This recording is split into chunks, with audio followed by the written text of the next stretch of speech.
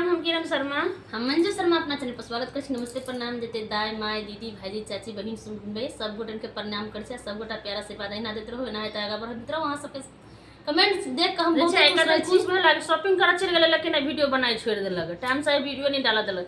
सबसे गलती इनकर कुछ हां सब कमेंट क के कनी कहू नहीं अब शॉपिंग करे नहीं गेल छले। अगर कोनो जरूरते अहाँ कतौ जेबै त अपना मर्जी से जेबै, लेकिन आबै अपना मर्जी से ना आबै, काम जखने हेतै तखने एबै।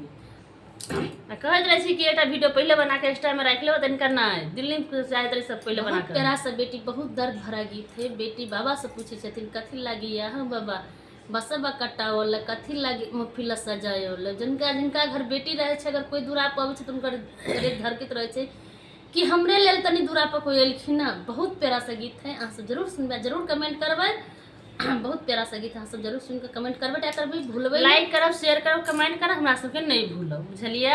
जिनका लाइक कमेंट नहीं करब हमरा करब।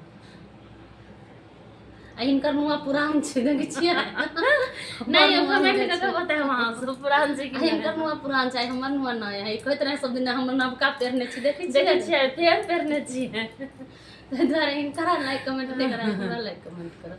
बहुत प्यारा सा गीत अहाँ सब जरूर सुनब आ जरूर कमेंट करब।